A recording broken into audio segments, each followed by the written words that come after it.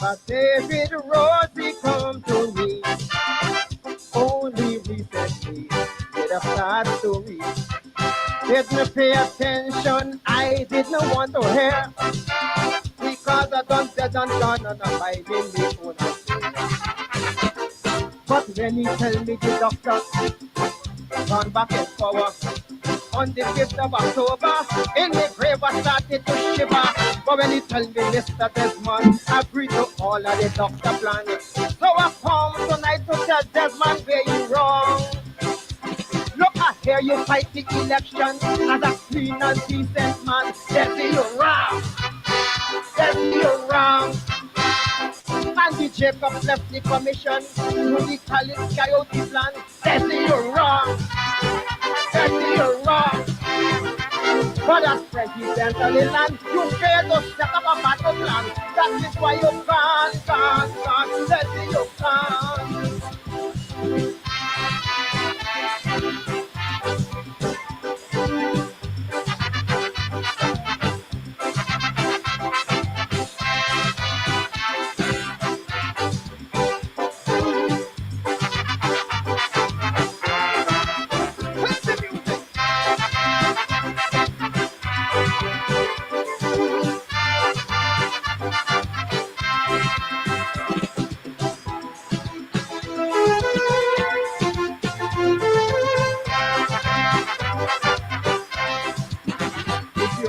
Want to be a veteran in politics, you gotta be smart and have plenty tricks. Never put all your confidence in your fellow man, especially when you're fighting an election. I heard you say that the doctor tell you to bring up Zova, and so from America you bring Mr. Carter. But listen, brother Debbie, you should have never ever agree. You could have come and let me advise you properly. The observers from overseas, you bring to scrutinize Guyanese. They say you're wrong. They say you're wrong. Anywhere they send Mr. Carter, the opposition take over. They say you're wrong. They say you're wrong. But as president of the land, you fail to set up a battle plan. That is why you can't. Yes, you can't.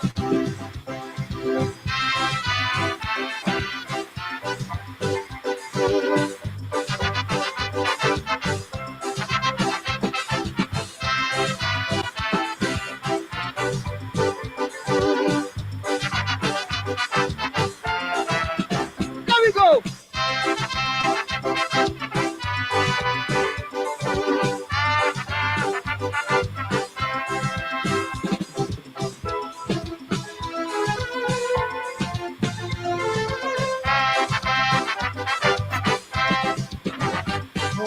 Years you know I used to sanction to everyone throughout the CARICOM. If a leader wants to stay in position, he must never think of a free and fair election. We know that he done here to get in power with everything in favor, confusing the leader election. They went presidency instead of voting for PNC. He's so confused that he voted for the PPP. I heard the ballot had to be counting at the place of poll in the evening. That's you're wrong. That's you're wrong. On the night before the election, the list was still in confusion. That's you're wrong. That's you're wrong. But as president of the land, you failed to set up a battle plan. That is why you can't. That's you can't. Alive?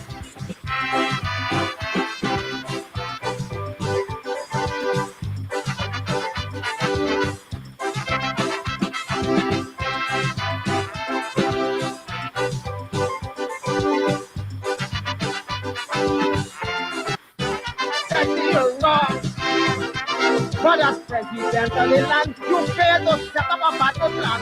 That is why you can't. That's you can't.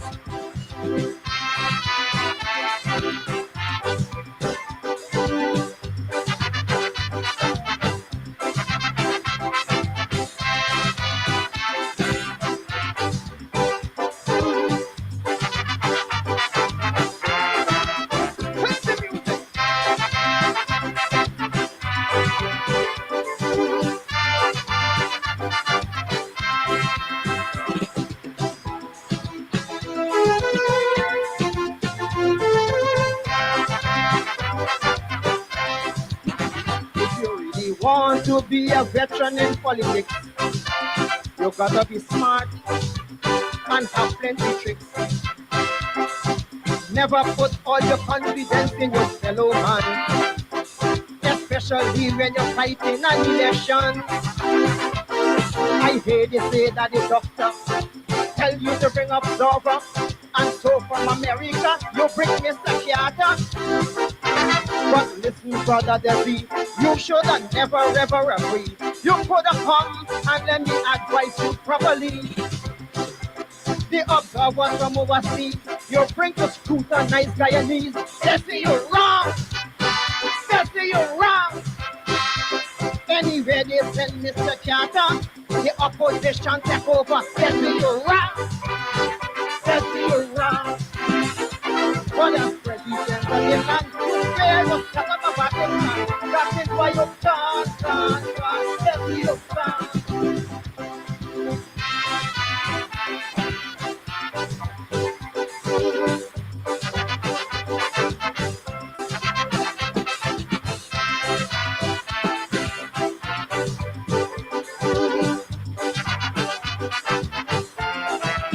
There we go.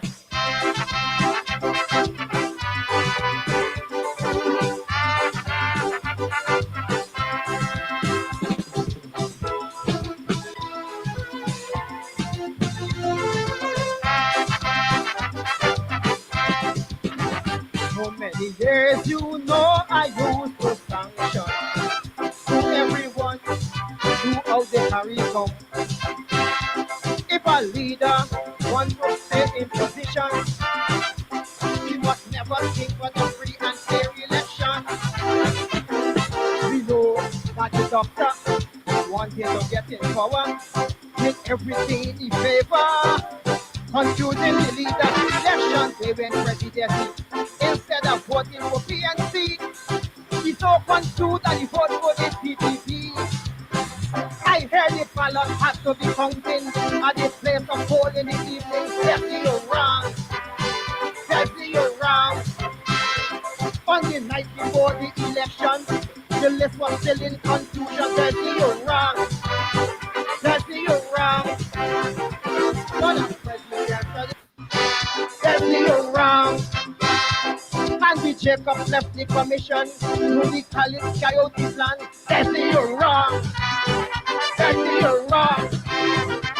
But as president of the land, you failed to set up a battle plan. That is why you can't. Jesse, you can't.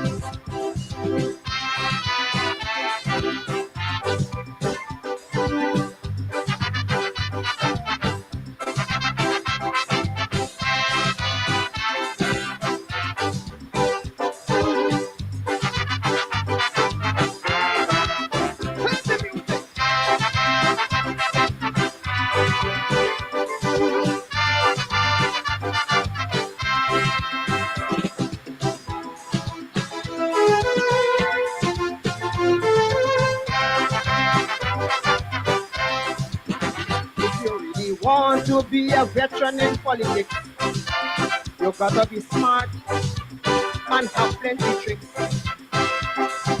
Never put all your confidence in your fellow man, especially when you're fighting an election. I hear they say that the doctor tell you to bring up Zova, and so from America you bring Mr. Carter. But listen, brother Debbie, you should have never ever agree. You could have come and let me advise you properly. The observers from overseas, you bring to scrutinize Guyanese. They say you're wrong. They say you're wrong. Anywhere they send Mr. Carter, the opposition take over. They say you're wrong. They say you're wrong. What a president of the land, you fail to talk about the man. That is why you can't. They say you can't.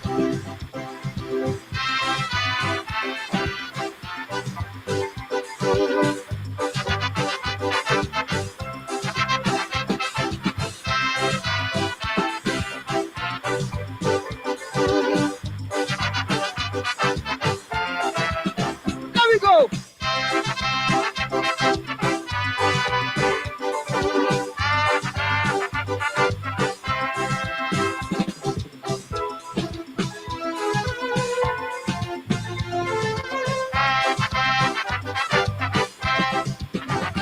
So many years, you know I used to sanction to everyone throughout the curriculum. If a leader wants to stay in position, he must never think for the free and fair election. We know that the doctor wanted to get in power, did everything in favor, confusing the leader election. They went presidency instead of voting for PNC. He so confused that he voted for the PPP. I heard the ballot has to be counting at the place of poll in the evening. Jesse, you're wrong. Jesse, you're wrong. On the night before the election, the list was still in confusion. Jesse, you're wrong. Jesse, you're wrong. One of the presidents of the land, you said to shut up about the plan. That is why you're gone. Jesse, you're gone. Alive?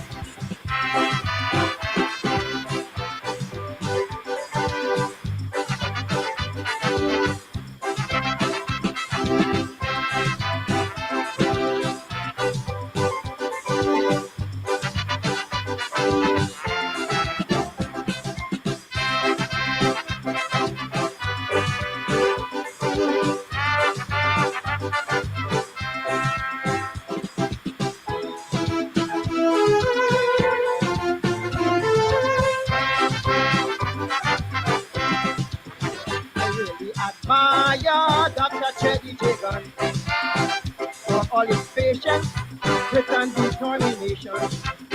For 28 long years he waited patiently to rise again and defeat the PNC.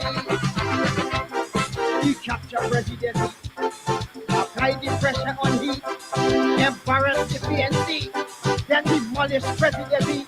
It's only now that you know he failed from all them chances he take. Well, it's now that he got to learn from his own mistake.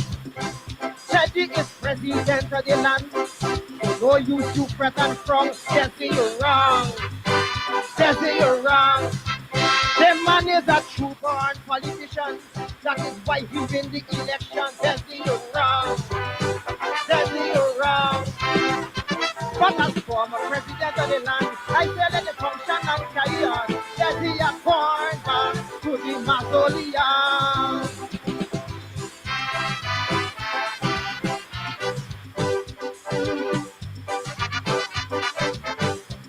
You're wrong.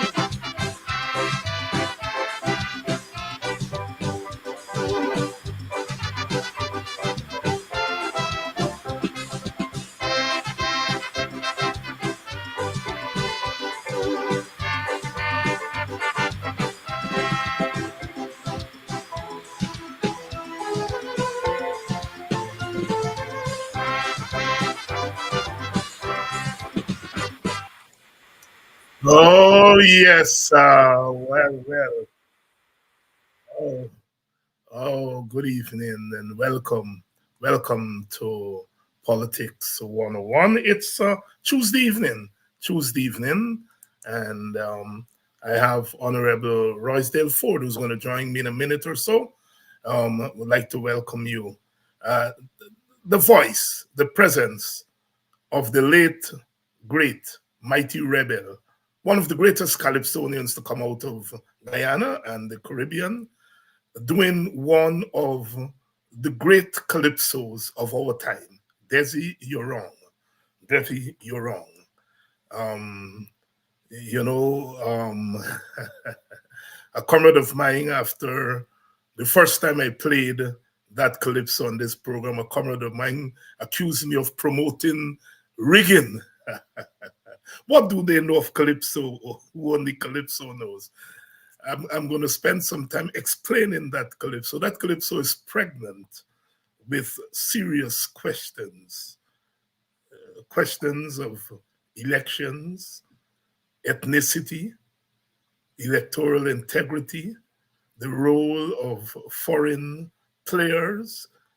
It's one of the great calypsos, and you have to understand the art of calypso to understand the calypsonian and what he or she does. And they're talking about rigged election, and I am willing to join that conversation.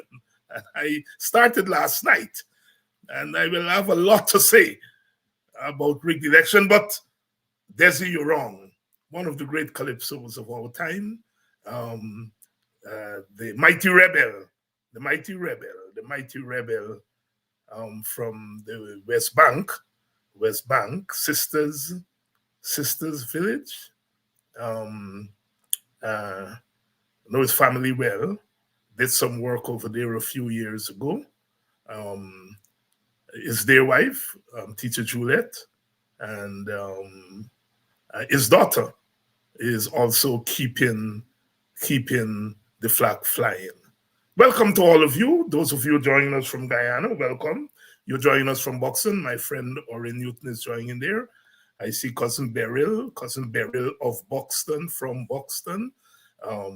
Beryl James, good evening to you, sister, and all the sisters and brothers who are joining us tonight. Last night, of course, we had a ball. We ran for 2 hours. We were half an hour late, but we ran for 2 hours. We had a big cast, and we were talking about all things related to the teacher strike and other development. The strike is in its 4th week. Today is 5 and 5:10 and 5:15. It's 17 days today, and the teachers are out there. As I have said on this program, there is the text and there is the subtext.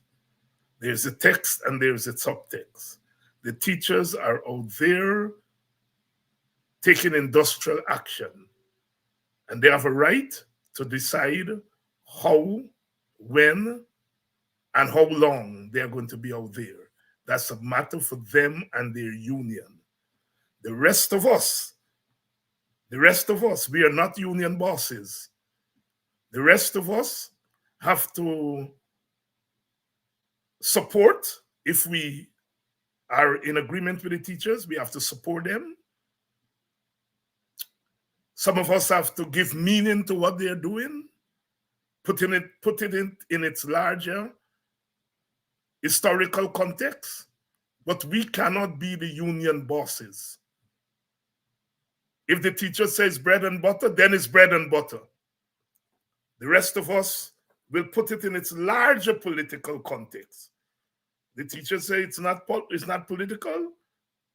They have a right to determine what it is from their standpoint. The rest of us, and I'm calling on you all, I'm calling on our supporters, try not to be the union bosses. Let the union bosses execute the strike. The strike is a strike about bread and butter, about bread and justice. It's about teachers being rolled over by an uncaring government. And a government that is prepared to fight the teachers down. And the teachers are fighting back. They're fighting back. And I'm telling you, it is a tremendous fight. To carry out a strike for 17 days in contemporary Guyana is a tremendous undertaking. It's an Herculean task. It is no easy task. I've said on this program many times before, sometimes we don't understand the moment of history that we're in. Everything changed in Guyana after 2020. Everything, including protests, including strikes, including everything. And sometimes we judge ourselves pre-2020 and not post-2020.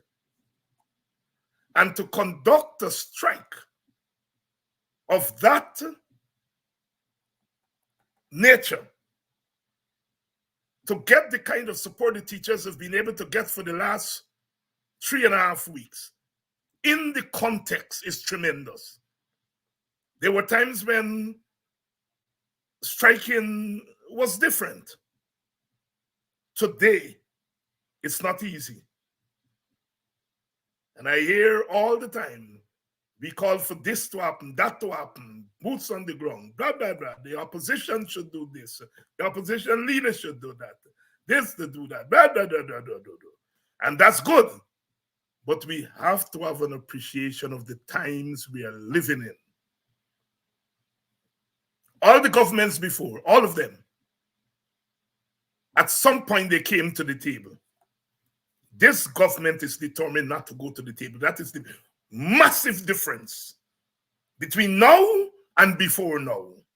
This time a long time, this time a long time, this not day before time. We're in new times, different times. This government was prepared to go and to thief the teachers' money under the guise of deducting their payment if they didn't go to work. The teachers went to court. We are in new times. And if there's one thing I want all you to remember me and this time is my plea to understand the moment that you're in. You can't make sense if you don't understand what you're dealing with. And I'm not saying what I'm saying to frighten anybody or to discourage anybody. I am stating this is not the 1970s, not the 1980s, not the 1990s. This is 2024 in a place called Guyana and everything that comes with 2024 Guyana. Good evening to all of you. One of the things about 2024 is a 2004, 2014, 1994, we did not have Politics 101, where over 1,200 people on a Tuesday night are tuning in to hear the Shadow Attorney General. We didn't have this in 2014. We didn't have this in 2004. We have it now.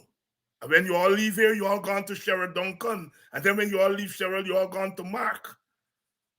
And in the morning early, you get Kedaki, and throughout the day, they talk about cable TV. I was around when cable TV first came on the scene.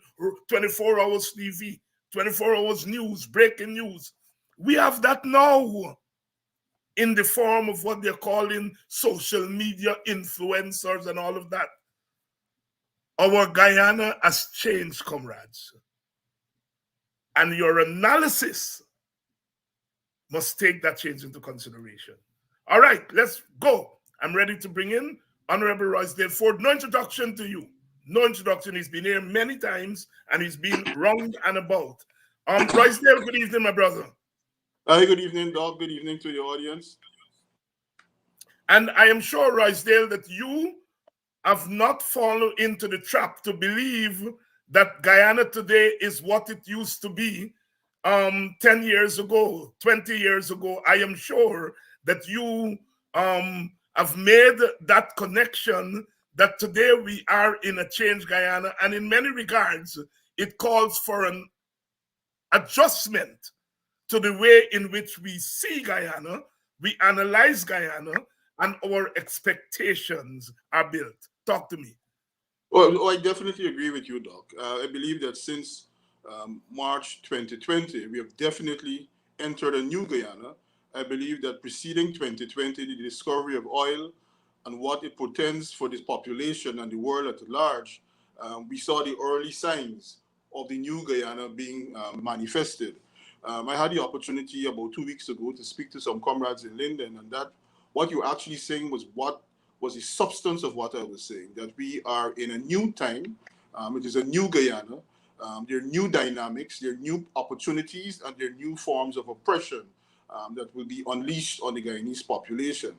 And I was exhorting my members of my party for us to reflect and advance new ways and creative ways to deal with old problems and additional problems which will all manifest themselves in a new context. So I believe it is very important that we use this medium, your shows, other shows, to articulate and educate our members, our supporters, and the citizens at large as to the impact of what is happening on the lives now, the historical circumstances that we're in, and what is likely to evolve in the future if we don't pull ourselves together at this stage. And Roysdale, I mean, all of us have had to undergo change. All of us have had to make adjustments to the way we see politics. We look at politics. We advance ideas. And I have been following you very closely over the last 3 years, and I know that you have grappled with a lot of the big issues of our time and start to make sense of it, starting with your comfort zone, your base as a legal practitioner, as a legal scholar, but using that base to try to make sense of what is happening around us. And I want to start by talking to you about the teacher strike. What for you, after 3.5 weeks, are some lessons we are learning from this teacher strike? It's the first major strike in post-March 2020 Guyana. What are we learning from this teacher strike? Well, Doc, I believe that one of the significant things that, um, as a population, a Guyanese population in the country and in the diaspora, that we would have learned is that we still have the ability to stand up and fight. And I believe that that is a very important manifestation and occurrence, because you would hear the cries of the fact that we have given up, we have abandoned the ability to fight. And I believe that the teachers must be commended for this sterling position that they have adopted. We have the raging debate as to whether the strike is political, whether it is bread and butter.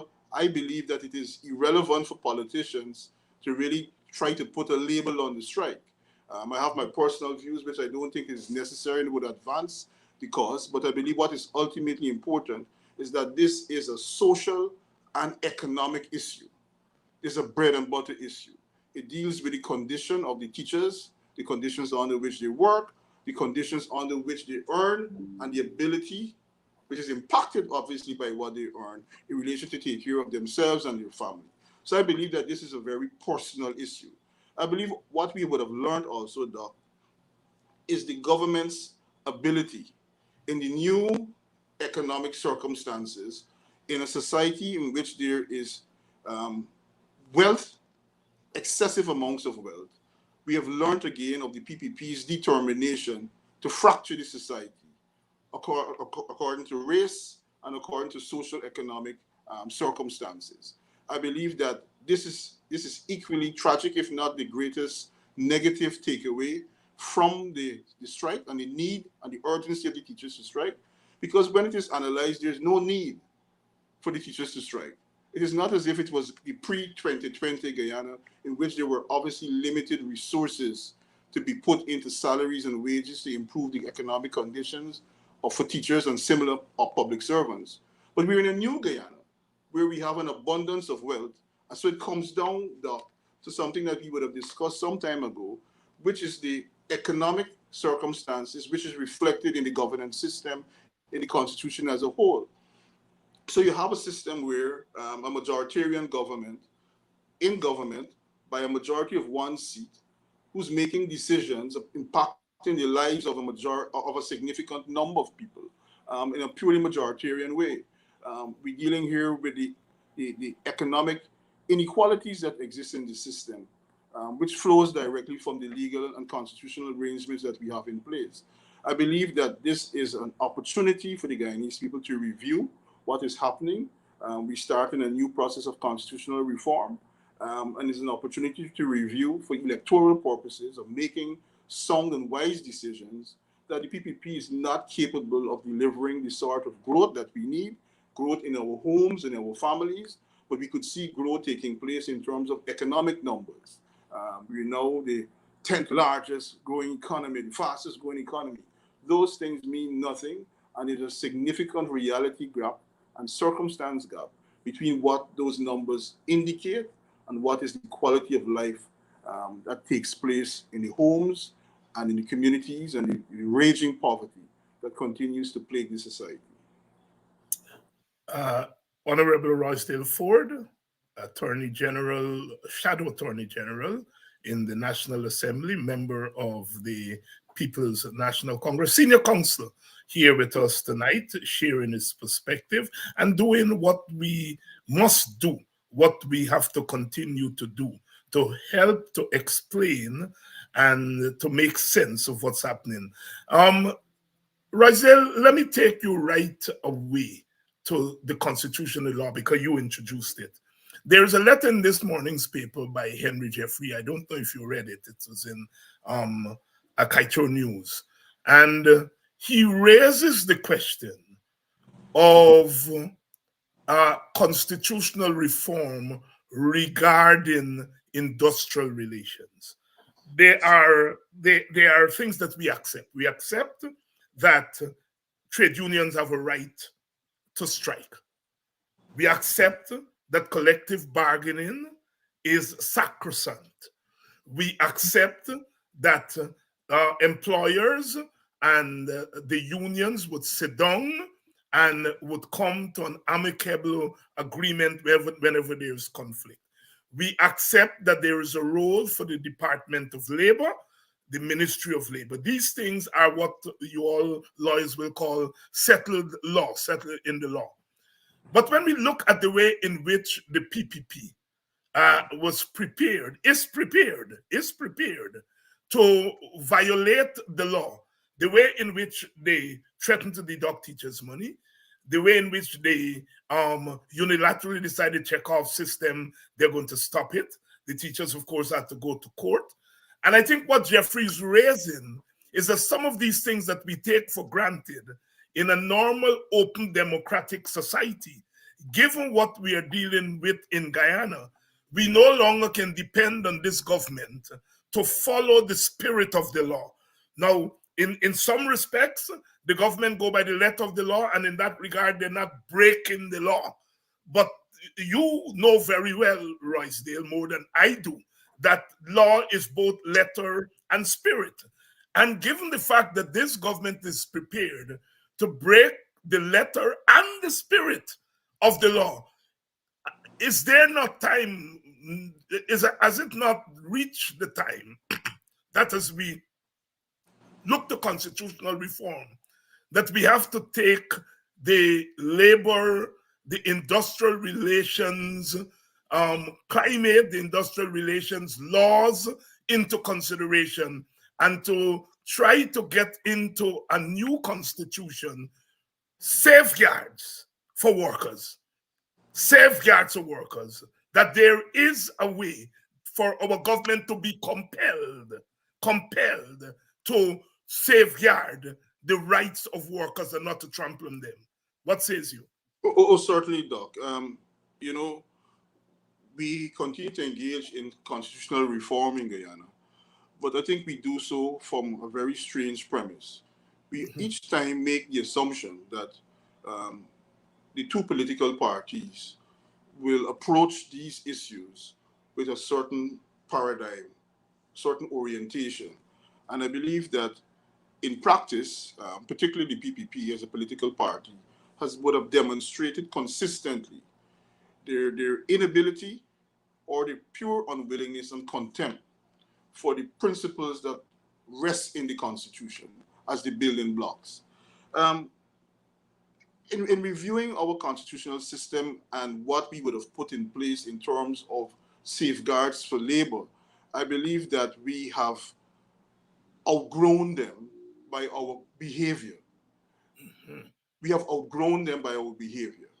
In a normal, sensible, reasonable republic, um, what we have in the Constitution would have been more than sufficient. There are countries with significantly less safeguards and provision in relation to industrial relation matters, but they are functioning well because there is a long and established respect for labor. There's a tradition of how we would approach these issues, and therefore a culture, a convention would arise and be supporting the law. In Guyana, it is the reverse. The law has become very sterilized, and the forms in which we approach these issues and the conventions that we have been developing over time run counter to the letter and spirit of the law and to the rights which should exist in practice and not simply on paper in relation to what happens.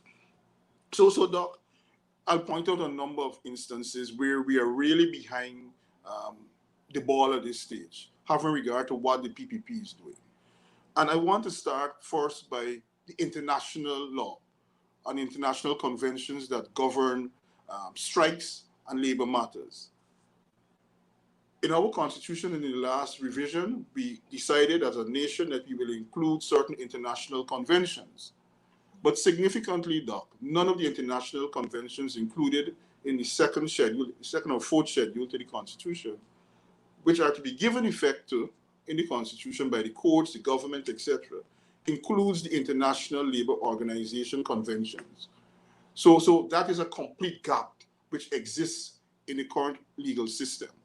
So whilst Article 154A of the Constitution requires the court to pay attention to international conventions, a very important element of labor and labor's conventions and the respect for international human rights labor law has been excluded and not included at all. Now, Guyana will be signatories to these conventions, but because of the dual system, they are not necessarily part of the operative domestic law. Mm-hmm. So it just simply exists there. You sign these conventions and you're left languishing. But in terms of a practical implementation and new and important provisions to secure labor, you're left out there meaningless. So I would articulate, Doc, that as one of the first things that we should do in establishing a new and improved and revised labor arrangement, which would be nestled in the Constitution, is to expand those provisions to include the labor conventions, to include the determinations made by judicial tribunals under the ILO, to give effect to labor and to labor rights. So that is at the international level. Now, Doc, when you compare the more advanced constitutions, which would have evolved over the last 20 years, we missed the ball again in failing to put in place the sort of provisions that are really important for labor. We have made some considerable journey from where we were. We have put new provisions which seek to strengthen your participation in trade unions. We've put provisions which deal with collective bargaining. Um, well, really and truly, the Constitution says collective arguments, and that was a typo. So I actually went to check to see what is the law when it was passed, and interestingly, it says collective agreements. Okay. So we have done those things. We have put in it in a strange sort of structured way a right to strike, but there's much more, Doc, which has been left out. And I want to point out what I believe should be going. We could look at the Constitution of Kenya and South Africa. And I believe that as we engage in this process of constitutional reform, there is no constitution in the world at this time which is filled with so much potential to provide us with a pathway and that we should copy other than the Republic of Kenya. Mm-hmm. Their constitution is the most advanced constitution. It is most advanced in terms of dealing with the ethnic or tribal issues, which we have manifested here as ethnic issues, and how the country has devolved power to the lower levels, to states, to provinces as their counties as they're called, and the legislature and the independence that govern them. The right of those states or counties as they exist under Kenya, the Kenyan constitution, to have drawings and compulsory drawings on the state resources. So a lot of these issues, Doc, a lot of these issues which plague the society stem not only from the culture that currently would have evolved, but the inability of the state and the people of the country to come up with mechanisms to address them. And we continue to engage in this sort of piecemeal approach where we don't really address the issues. So, Doc, in Kenya, Article 41 of their constitution provides for an entitlement of labor to fair labor practices. I don't believe that I need to dilate much on that. You would have seen what would been happening by the government in relation to the teachers' strike, and all those would be specific constitutional rights which would constitute a block on the government's behavior. There's a right in their constitution in Article 41 for a right to fair remuneration, Doc. Fair remuneration set out in the constitution. And the right for reasonable working conditions. Those are three significant provisions which exist in the Constitution of Kenya. And the fourth one that I believe is very important is that by Article 162 of the Kenyan Constitution, Parliament is mandated to enact law that would establish a court, an industrial relations court, that has the same status, privileges, and ranking as the High Court or the Supreme Court of Kenya. The reason why that is important, Doc, is because I believe that that would have established both at the judicial level an efficient means of processing and determining labor rights, not having it clogged up in the general melee of constitutional and civil matters. And it is important to maintain the stability of the society by allowing labor, and in instances employers, to go to a judicial tribunal and to have those issues resolved quickly and effectively. So those are significant things that would have happened in the Kenyan Constitution, which I believe are important. Could I continue, Doc? Yes. Go right ahead. We're in Doc, school. No, Doc. One of the other areas which I believe that we have a problem with, and it is the core issue in the teachers' problem, is the failure of the government to act in good faith. And what this actually means and how it impacts on the entire process of collective bargaining. Now, interestingly, Doc, our Constitution says, when properly read and you take out the typographical error or typo error that took place, it really confers a right to collective agreements. And it is fair to articulate that you can't arrive at a collective agreement unless you're allowed to engage in a process of collective bargaining. So it is a whole system that is put in place. The Trade Union Recognition Act went a bit further to say, listen, when a union would have become the recognized union and issued a certificate of recognition, the employer, including the state and the government of Guyana, is bound to treat with that union and to act in good faith. Now, Doc, what would have happened over the past 3 years? And I want us to examine that because it goes to the malafiders of this government and the contempt for the Constitution and the disregard for the working people of Guyana. You see, we live in an ethnic society, Doc. So the government could go out there and throw some money in our ethnic context to the sugar workers who are predominantly East Indian. And then they would try to retain or not give resources to workers who are predominantly African. But now let us come back and examine all that is happening here, Doc. In 2020, I believe, sometime around there, the teachers' union engaged the government by writing to them to point out what are their concerns and what they would like to have dealt with and addressed in the process of collective bargaining.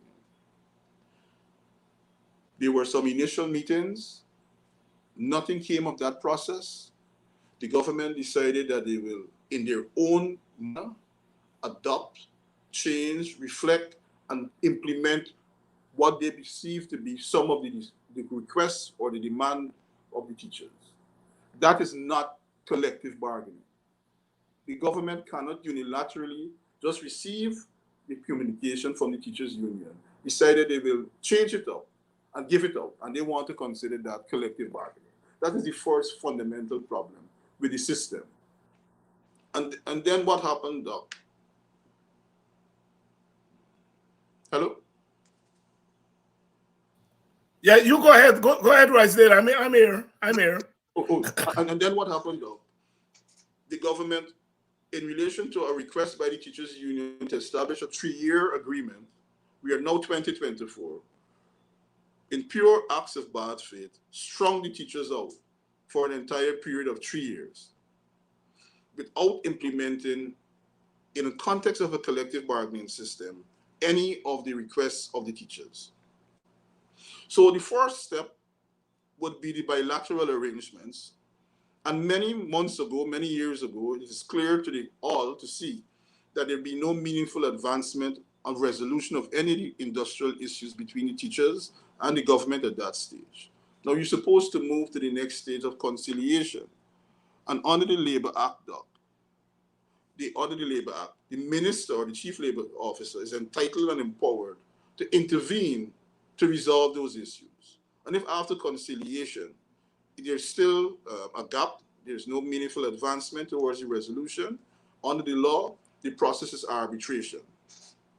Now, we've had a process now where the teachers felt that after 3 to 4 years, and a consistent refusal by the government to act in bad faith, to meet with them and to engage in the process of collective bargaining, that they will write an ask for conciliation. That was refused and rejected by the minister or the chief labor officer. In relation to the resolution of the process by arbitration, the same negativity ensued from those two government officials. The point that I'm making, Doc, is that part of the collective labor process, starting from the point of bilateral communication all the way to arbitration, is supposed to operate in a manner to prevent industrial responses by the teachers in terms of a strike. But what has happened is that the government has strung the teachers' union out, or attempted to do so. They were refused, point blank refused, to engage in the other processes of conciliation and arbitration, which is part of the dispute resolution process in relation to the concerns raised by the teachers. So the government would have rejected those elements of the entire collective labor process. So that is why we're back at this stage, in which the government feels compelled that after stringing the teachers out, acting in that manner, and not being compelled sufficiently under the Constitution in terms of what should be there, and not willing to act in a certain manner that would be conducive to the resolution of labor issues. That is why we've ended up at this problem. The reason why we went through that long sort of analysis, Doc, because I want the population to understand that strikes don't happen. Strikes are responses. Yes. Strikes are responses to failures and breakdown in the usual process, which is supposed to be the dispute. We meet, and as part of that process, we fail, we move to this stage, and an arbitration takes place, and both sides licks their wounds and go back to work. So a strike and the occurrence of the strike, having regard to the legal system as a whole, even though deficient it is, supposed to be an aberration. Now, Doc, the government of Guyana, under the Labor Act, has a separate responsibility. The minister and the chief labor officer have a separate responsibility where they're supposed to act in the interest of the public and in the interest of having a calm and placid industrial climate in the country, industrial relations climate. And I wanted to point out clearly from what I've said before, Doc, there is a problem, I believe, in allowing the legislation to be so structured where the sitting minister of labor, who is part of cabinet, whose subordinate is the chief labor officer, they cannot, in my opinion, act in a fair and impartial manner when the government is involved. You see, that these legislation that we would have implemented here would have originated from a certain culture. And this government is clearly against that sort of culture. They're not prepared to act in accordance with the Constitution, the laws, and the spirit and principles that underpin them.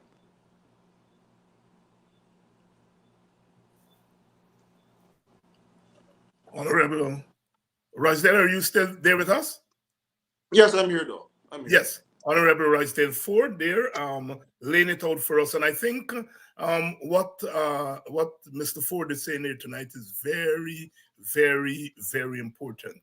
We had here last week that discussion between Honorable Amanzo Walton Desir and Dr. Henry Jeffrey on constitutional reform. And as you remember, Amanda was advancing the argument that, look, nothing is wrong with the constitution we have, but it's the people who are in power.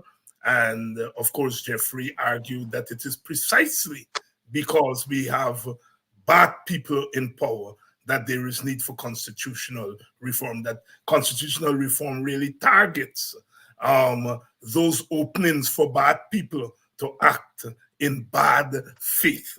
And so thanks to our counselor tonight for really laying out to us the gaps in the Constitution as it relates to labor laws, and not just labor laws, but the protection of the rights of workers. And in law, they're what we call implied and inherent powers. But there's also what we call express powers, Roysdale. And in societies like ours, it seems to me that we have to move more and more towards express powers, because implied and inherent powers assume that you have leaders who are acting in good faith. You have a political tradition that bars against leaders acting in bad faith. And so that we have to move more and more towards numerated powers. Talk to us. I definitely agree with that, Doc. I believe that you look to see how the government is functioning and its continuous evolution. I believe the fact that we now are a wealthy country, oil economy, I believe that that is fueling the government's contempt for workers' rights in a manner that we have never seen it before, even by the PPP. We know that the government has demonstrated a sort of consistency, though, I wish to point out, in relation to how they treat with labor and a particular type of labor, a particular source of labor. And we saw that from the response to the Guyana Public Service Union. I believe that now they have decided that this is the time when they must now deal with the Guyana Teachers Union. But Doc, I believe that somehow, whilst the teachers are standing up and fighting, I believe that when the history of this period is written, unfortunately, the big losers will be the Guyanese population and those of us who reside here at this stage. Because I don't see a sufficient civil society condemnation in relation to what is happening in this country. I don't see a sufficient condemnation from parents. From parents. These are the teachers of your children. And I don't see that sort of sufficient condemnation coming out. I don't see it from the churches. I don't see it from other unions, because the union as a whole, they have been divided along, I believe, political or slash ethnic lines. So I believe what I'm speaking about, Doc, is the failure of solidarity. The failure of solidarity, both at the labor level and at the community level, to appreciate what is happening. And Doc, we somehow don't really appreciate that every time labor is decimated, or an element of labor is decimated, that we are as a whole, losing significant rights. You see, Doc, rights are not something that you could always measure, right? You can't like hold up a ruler and say we have 10 and 15. But over a period of time, by erosion, by accretion, and by surrender, your rights remain what it exists on paper, but in practice, you suddenly start feeling and seeing that you're living in a very illiberal, undemocratic society. And I believe that is what is happening here. This is a watershed moment for what would have happened. I commend Darren Wade for the filing of this action.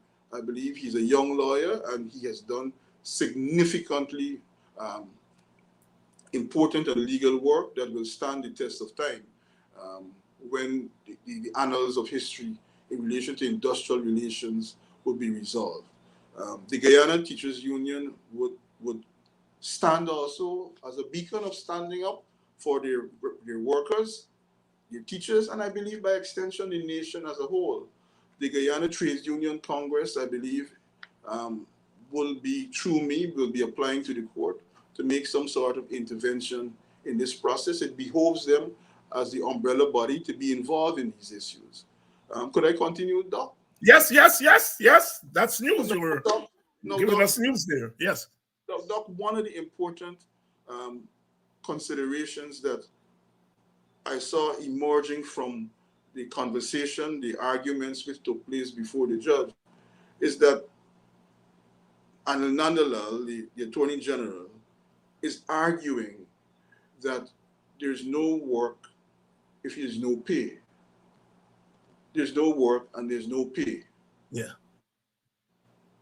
But Doc, I would want to consider that very irrelevant to the issues that we have here. Talk to us. Very, they're very relevant. And I don't want to get into the legal issues and the heaviness of it, but in a very simple way, Doc, there must be some balance in the society. And in a society where the government is running amok, where labor is not standing in solidarity, it comes down to the people and it comes down to the courts. Now, Doc, imagine, let's just examine the proposition that Nandalal is articulating. No work, no pay. It sounds sensible. If you don't work, you don't get paid. We can't inherently reject that proposition, but let us analyze it in the context of what is happening here. Because I'm not articulating a proposition, because you know they're dotish like that now. That Ford Yes. saying that you must stay home and be paid. These are not people who want to stay home and be paid now. This is a situation, these are workers Yes. who have decided that they would strike because of the government's demonstration of bad faith at the negotiation stage and the continuous attempt to treat them in a manner that is completely contemptuous.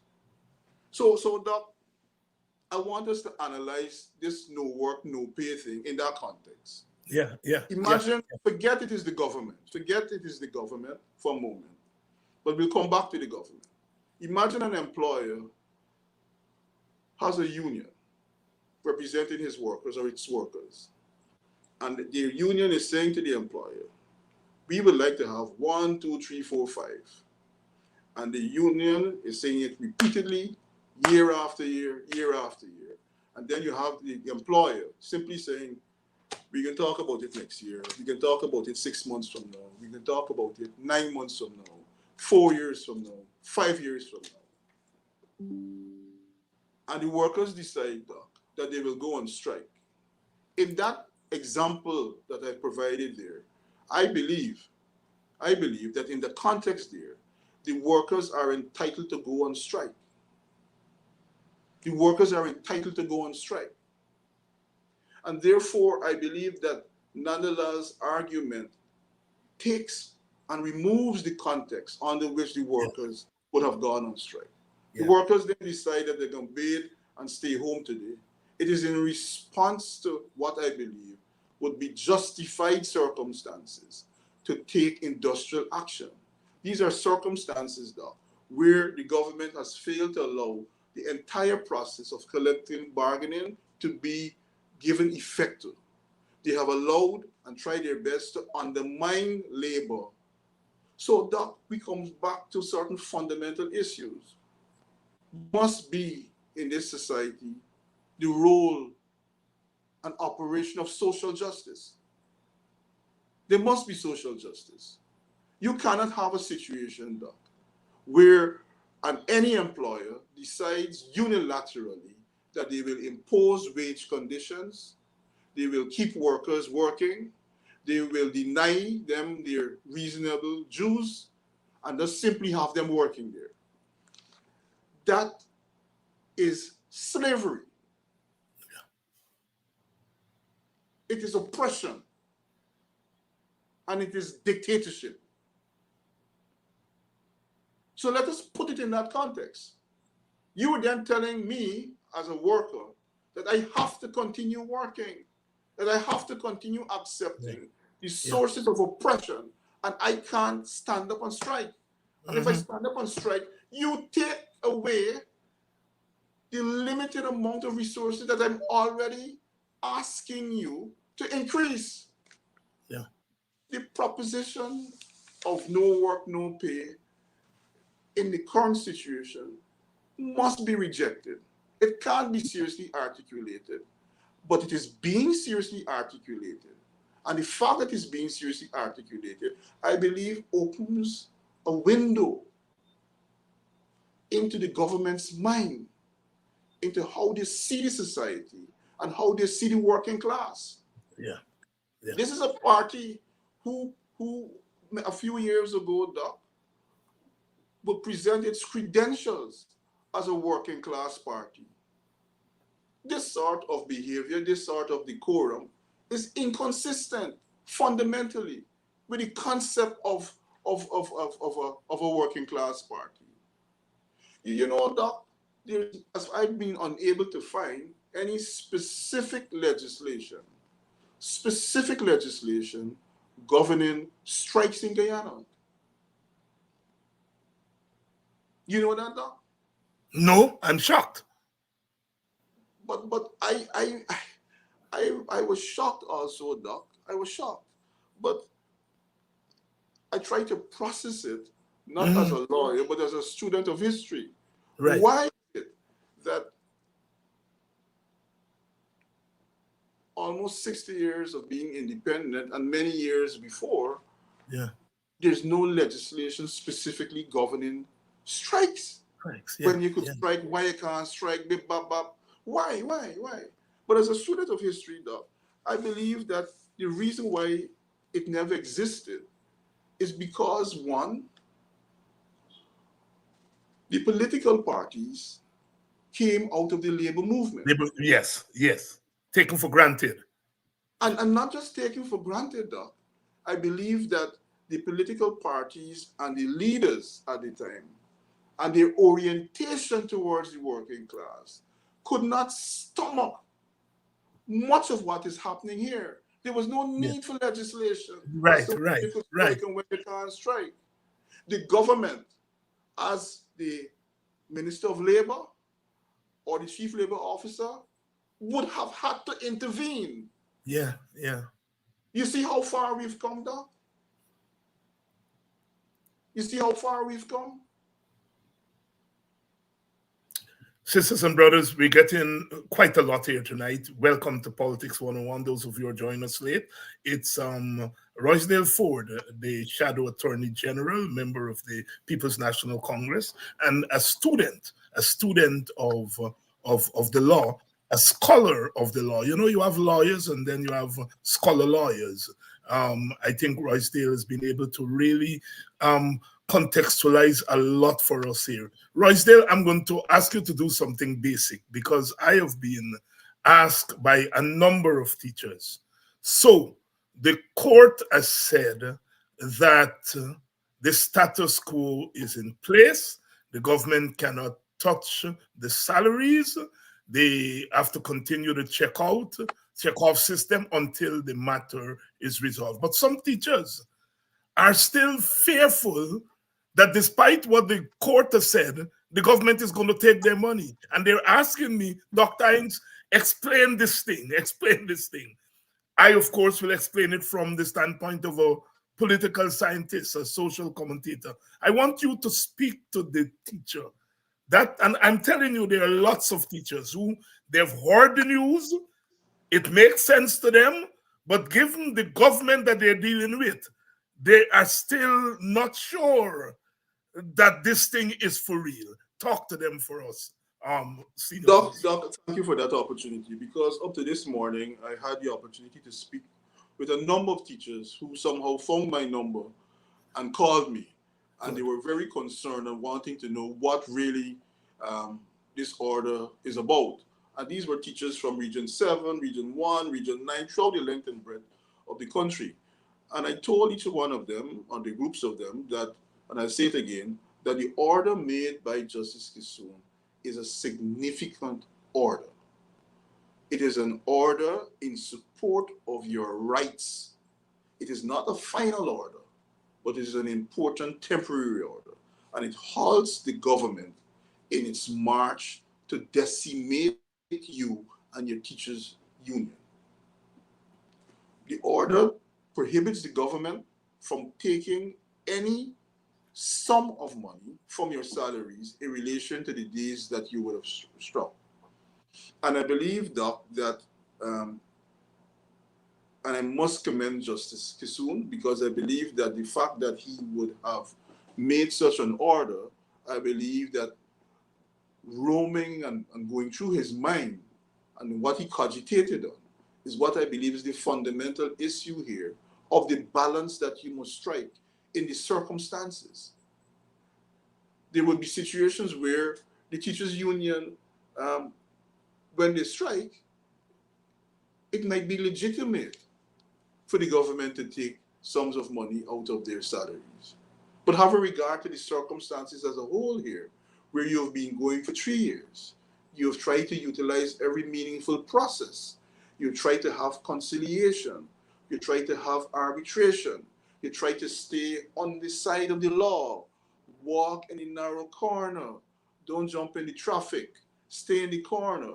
And you're still there suffering a socio and economic burden which you believe is not legitimate. You believe that you are not fetching a fair burden as the rest of the society have in regard to the allocation of resources. So I believe that that is a significant order. So it empowers you in the circumstances to stand up in support of yourselves and to act in accordance with the demands that your union would have articulated. So I see that order as an order that strengthens at this stage the current circumstances of the teachers, their vigorous articulation of their positions, and their ability to continue their strike. The other part of the order, I believe, dealt with the government's ability to to suspend the deduction of dues, and the court, at the same time, I believe, adopted probably the same approach, in which the court is seeing that that is a sign of the government acting in an oppressive manner, which would ultimately affect the ability of the union to elongate and to continue this strike towards the resolution of it in a fair and equitable manner in favor of the society as a whole. So I believe that those are very important orders. I believe that they are orders which would allow you, as a union, as members of a union, as persons aggrieved, um, to continue to stand up for what you feel you deserve. To what you feel you deserve. Roysdale Ford here tonight, really laying it out for us. Earlier, Mr. Ford, you made reference to the Kenyan constitution. I am somewhat familiar with that constitution. What I didn't know is that comparatively speaking, it is one of the most advanced constitutions. I teach a comparative ethnic course, and I usually do any combination of Guyana, Trinidad and Tobago, Fiji, Kenya, South Africa, and Nigeria. And of course, I do it from a political science standpoint. And I am aware that Kenya has had to grapple with its ethnic problems. Only, I think it was, I can't remember the year now, but it might have been 15, 20 years ago after the election, there were serious disturbances, which then led to a power sharing government, led to constitutional reform, and so forth. So I'm making the point that in the process of addressing and confronting its ethnic problems, the Kenyan constitution itself has been upgraded so that constitutional reform and ethnic problems go hand in hand. And I think that is perhaps a lesson for us in Guyana, because unlike in Kenya, and to some extent Zimbabwe, confronted the same issue with post-election ethnic violence. They had a power-sharing government there. I don't know constitutionally how far they have gone. I know South Africa post-apartheid has had some constitutional adjustment, but I'm making the point here that there's a relationship between constitutional reform / change and ethnic problems. And I am advancing the point here that perhaps that's something that Guyana could look at. That's countries like Kenya and South Africa to see how they have dealt with the ethnic problems and how constitutional reform have been part of it. Can you comment on that, please? I definitely, Doc, because one of the significant challenges that the Kenyan society faced at the time was how the rival predominant ethnic tribes, to put it that way, could coexist um, in a society, in a nation. And I believe that they did, um, and they put their hands and their minds to create a document which lives.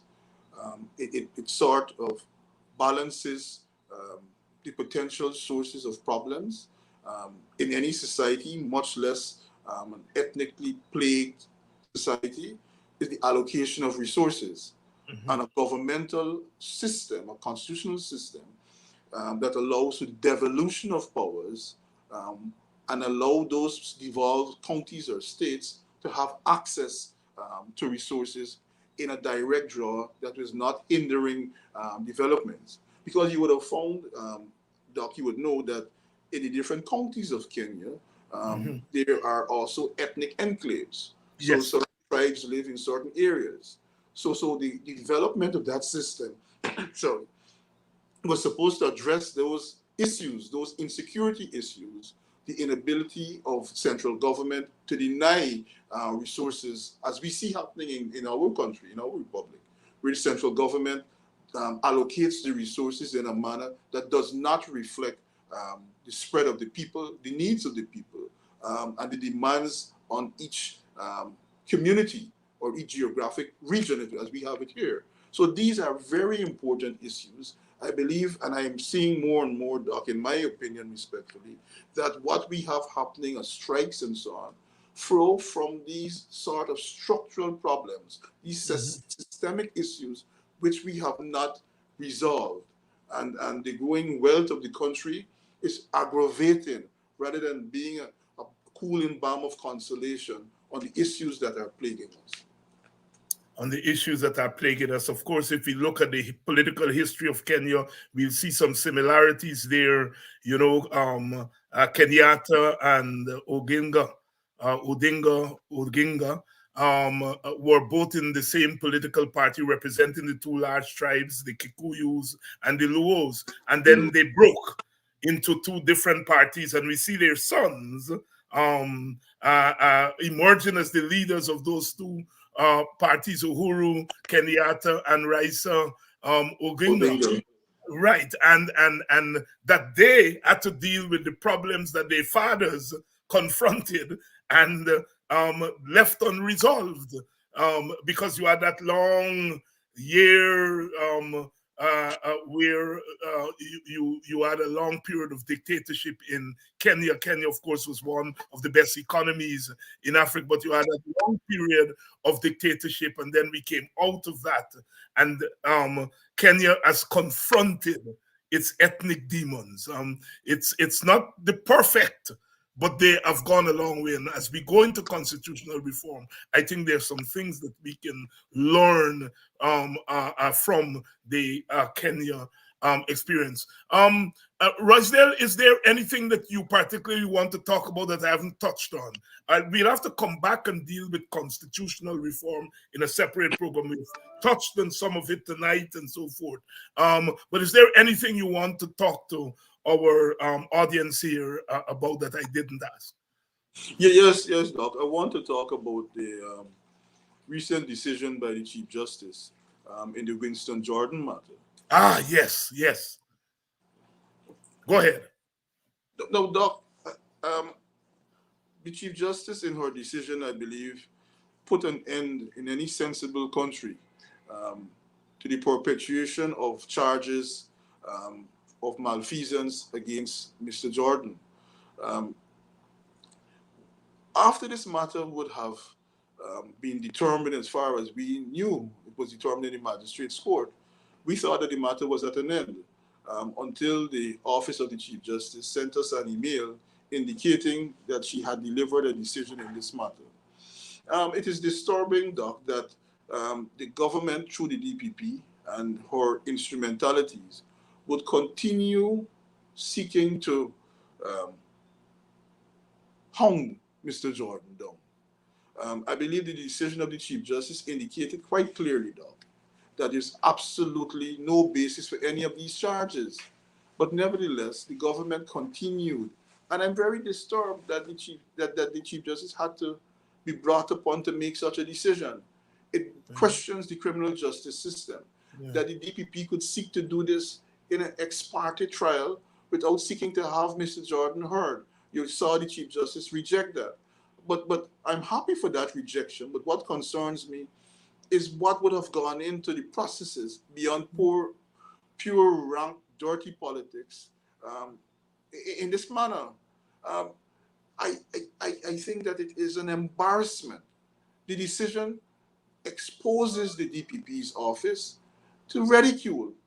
There's absolutely no evidence as found by the Chief Justice. Absolute. In relation to any of these charges, and the government continues to do it. That is it in the context of a criminal prosecution. In relation to civil proceedings, it was tossed out of the High Court. But they continue to, again, going after Mr. Jordan. And I believe that the reason why I wanted to refer to this, because I believe that it is similar to what is happening with the teachers union. I believe that there's differences in terms, obviously, teachers union and so on, but I believe what underlies this process here is a certain arrogance and a certain proclivity for rash and oppressive decisions by this executive. By rash decisions by the executive. Uh, Roysdale, we are coming up to another election. They're saying that it's going to be next year, but there is still unfinished business in the courts regarding elections petition from 2020. Where those cases are at the moment, and not only the elections petition, but also the charges that were brought against functionaries of GCOM and some members of, or at least one member of the People's National Congress. Again, Doc, it is the mind frame of the government. I see no basis upon which these charges could actually be continued. They're 3 to 4 years old. The government seemed not to be in a position to bring any evidence. And I don't believe that they're really interested in having these issues determined by the judicial system. This is part of the process of putting pressure on the opposition, part of the process of painting people into different colors that they want them to be. You charge the chief elections officer, you charge Ms. Lawrence, you charge other persons, other functionaries of the whole party, and the elections commission as a whole. And up to now, not one single charge would have been brought.